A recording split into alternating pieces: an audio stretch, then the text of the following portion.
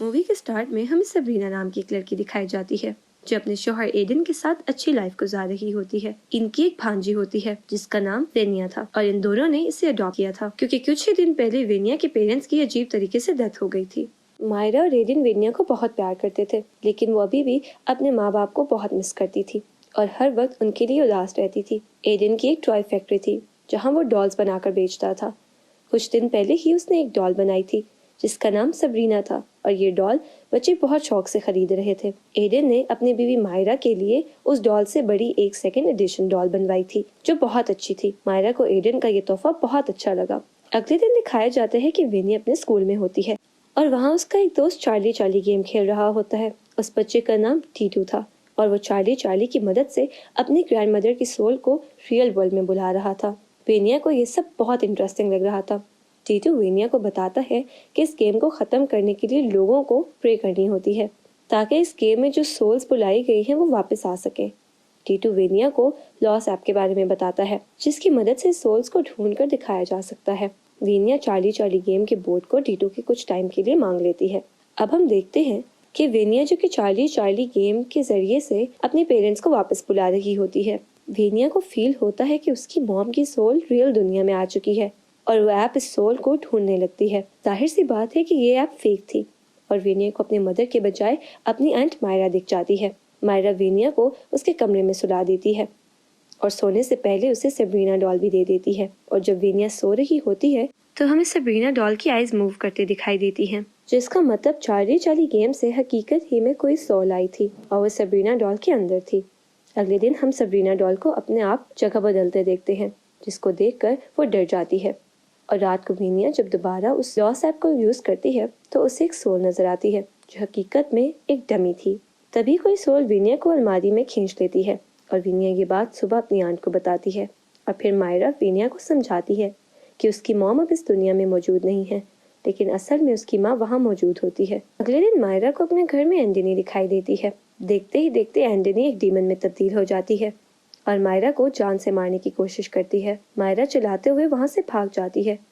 ये बात सुनकर एडन भी वहाँ आ जाता है। ये डीमन अब इन दोनों पर अटैक कर देते हैं और ये किसी तरह से भी इनको भागने नहीं देती, लेकिन किसी तरह से अपनी जान बचाकर वहाँ से भाग ही जाते हैं।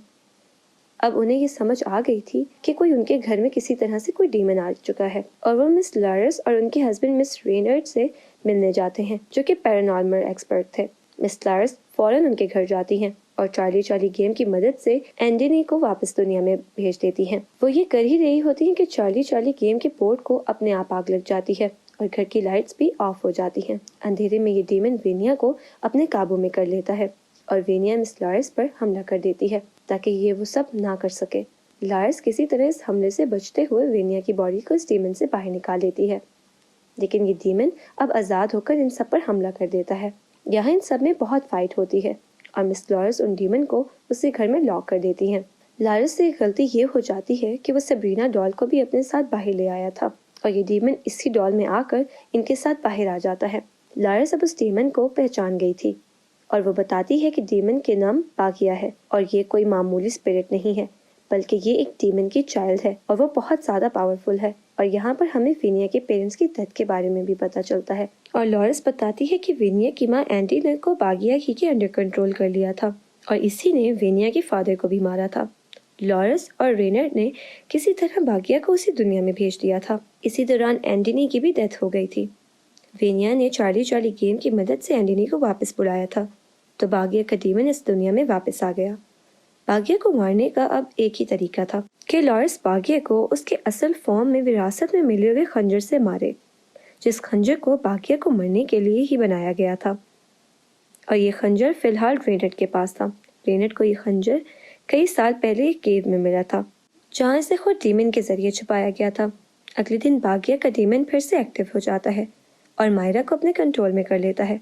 मायरा सब पर एक चाकू से हमला करती है और ये सब मिलकर मायरा को किसी तरह से उस घर में वापस लाते हैं और लॉरस मायरा पर एक्सोर्सिज्म करती है, जहां हमें पता चलता है कि बागिया डीमन को सबसे पहले हमारी दुनिया में किसी इंसान ही ने बुलाया था। अब यहाँ मूवी की साइड चेंज हो जाती है। हकीकत में कई साल पहले एडन का एक भाई था जिसका नाम अर्का था। इन दोनों के फादर की टॉय कंपनी थी और इनके फादर को हमेशा आर्का के डिजाइन किए हुए टॉय ज्यादा पसंद आते थे, जिस वजह से एडन को जेलसी होती थी। जब उनके फादर की डेथ हो गई तो उन्होंने अपनी प्रॉपर्टी का 60% आर्का के नाम कर दिया और एडन के हिस्से में सिर्फ 40% प्रॉपर्टी आई। इस बात को लेकर एडन को बहुत दुख हुआ और वो एक मैजिशियन के पास गया, क्योंकि वो अपने बड़े भाई को काले जादू के जरिए से मरवाना चाहता था और उसे उसके फादर की सारी प्रॉपर्टी चाहिए थी। और फिर उसी मैजिशियन ने बागिया के डेमन को इस दुनिया में बुलाया था और इस डेमन को एक ह्यूमन बॉडी चाहिए थी। बागिया ने पहले आर्का को अपने कंट्रोल में करने की कोशिश की, लेकिन आर्का उसे काबू में नहीं आ सके। इसलिए बागिया के डेमन ने आर्का की बीवी एंडिनी को पोजेस कर लिया था। एंडिनी और आर्का ही वेनिया के पेरेंट्स थे और जब लॉरेंस ने बागिया से मुकाबला किया तो उस दिन एंडिनी और आर्का दोनों की डेथ हो गई। मतलब वेनिया के पेरेंट्स की डेथ का जिम्मेदार एडन ही था। दूसरी तरफ देखा जाए तो बागिया के डेमन को एक और इंसानी जिस्म की जरूरत थी और वो एडन को ही अंडर कंट्रोल कर लेता है, क्योंकि एडन के जिस्म काफी मजबूत था। एडन पोजेस होकर इन सब पर हमला कर देता है